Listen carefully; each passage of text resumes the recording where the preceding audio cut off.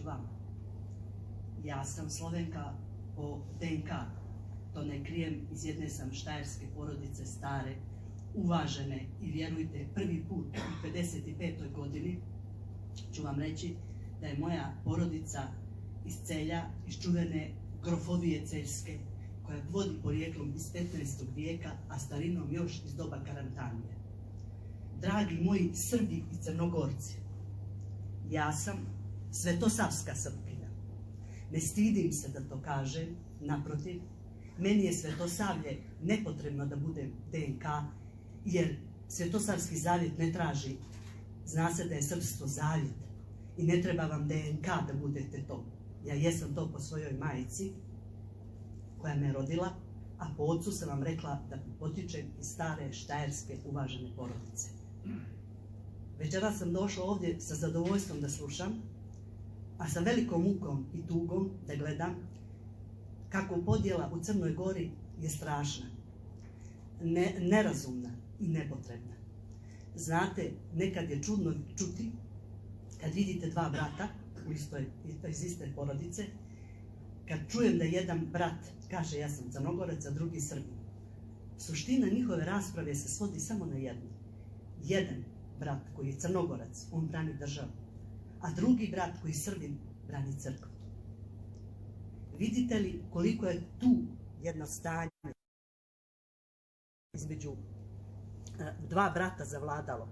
Da ja, kao neko ko je sa strane, ko je došao, kome je otac ovdje došao kao kadar, i majka u Crnoj Gori je došla također kao kadar, u malom mjestu Mojkovcu, za mene je strašno kada vidim toliku podjelu između braće, da ne mogu da shvatim, da ja vam kažem, ja nemam neko ko mogu da kažem, džed mi je bio na Fundinu, nije mi bio niko na Mojkovcu, ni čak ni s one strane, da se rašalim malo. Ali vjerujte, Svetosavlje, ne treba se stidjeti Svetosavlja, naravno ni pravoslavlja, ne daj Bože, ali Svetosavlja, ne razumijem u čemu je problem. Prihvatiti Svetosavlje, u čemu je problem? Ne reći da je Sveti Sava rodonačelnik srpskog naroda. Znate, to su vještačke podjele. Toliko da su djeci više prepoznato. Kod djece je to prepoznato, a ne kod odraslih ljudi. Najstrašnije je kad to čujete od ljudi intelektualaca, koji sebe nazivaju profesorima, dekanima, uvaženim ličnostima, ne znam šta. Nemojte se ljutiti. Elementarno je da čovjek zna svoj identitet i da se toga ne stidi.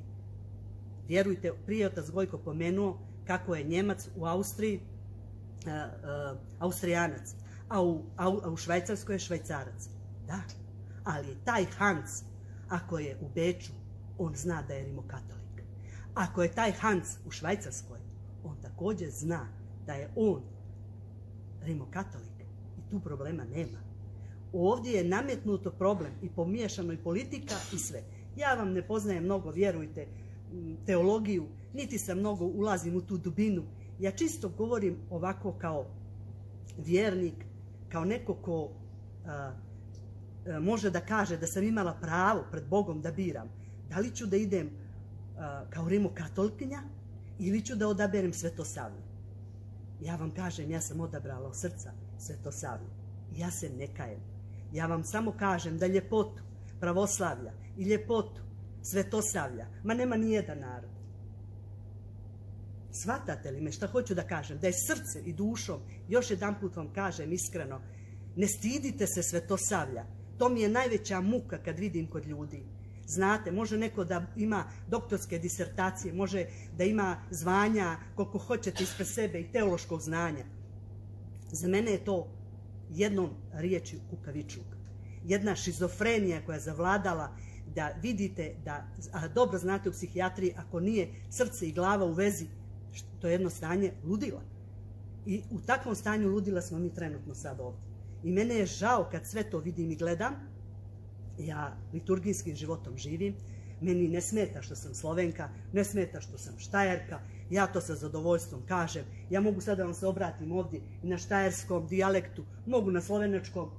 Ali ću da vam kažem, živio Sveti Sava, živjelo Svetosavlje, živjeli vi meni svi. Ja hoću da vam kažem da ništa ljepše nema nego što je moja pokojna majka koju je mnogo drago, volim kad nas je u kući za ručkom, a mi smo živjeli na strogo katoličkom poretku, znate gdje otac se zna gdje sjedi, pa majka, pa djeca, svaki ima svoje mjesto. Tako se kod nas živjelo, a moja majka kaže, otac je se zahvaljuje na lijepom ručku, a moja majka kaže, deco moja, sve je lijepo biti, ali najlepše je Srbin biti. Vjerujte, uz tu rečenicu vas sve pozdravljam i moj otac se nije naljutio i moj otac kao Slovenac rekao je, upamtite ovo deco pa sutra odlučite šta ćete biti, kojim putem ćete krenuti. Ja vam kažem, braćo i sestre, sve vas volim, ja sam odrasla u Crnoj Gori, nikad nisam imala ni jedan problem, ni moji roditelji. Crna Gora je jedna divna zemlja koja nema nikakve mržnje. Crnogorci su divan narod, ali pravi Srbi, časni, čestiti. I još jednom vam kažem, živio Sveti Sava. Za mene je on centar mojoj kući i ja sam srećna što sam Svetosavka, pravoslavka, a ne smeta mi naravno ni što sam vam rekla po ocu iz stare štajerske porodice.